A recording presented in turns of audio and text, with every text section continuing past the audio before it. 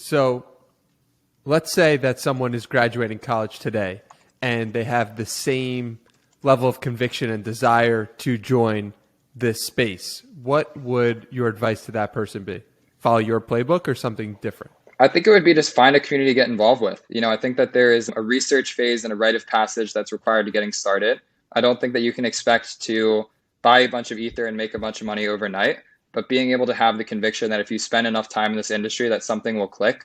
I think you're going to find something that really works for you.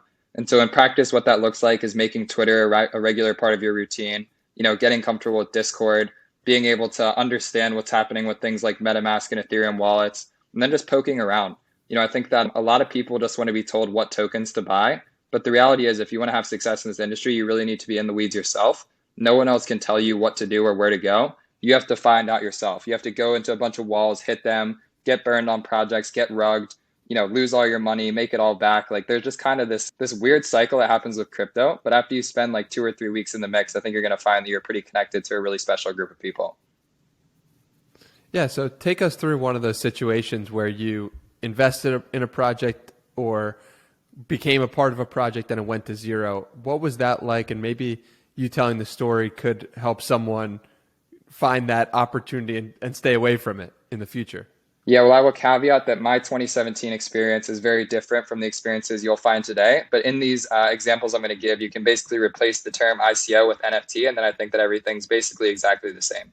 And so what this looked like for me was people would be excited about a project. There would be an address on a website to send funds to. Because some of your friends were also excited about that, you would invest in it. You would hopefully get tokens back, but a lot of the time these projects would never issue tokens. They would just be like, oh, we're working on something. We're going to release it soon. And so you basically had all of your ETH just in limbo where you couldn't do anything with it. There was maybe 4 to 5 projects I invested in that either never launched their token, or when they launched their token, they just did a terrible job of delivering on what they promised. And so there was never any secondary market demand.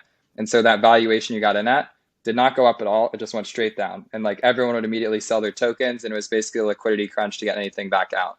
On the flip side, working for these projects, it was really working for a dream. I mean, I think that a lot of my early projects were not funded properly. They were basically working on the premise that, hey, once we get funded, you're going to be able to get a percentage of this. And so early on, a lot of my time and energy was spent helping projects get off the ground that realistically just never got off the ground.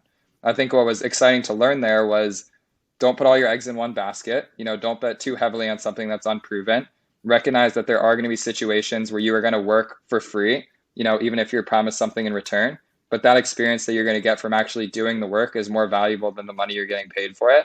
And so if you have the opportunity, I would highly recommend trying to get really involved with, let's call it 1 to 2 key projects, because even if it goes to zero and it fails, I think you're going to learn a lot from that process, just seeing it firsthand.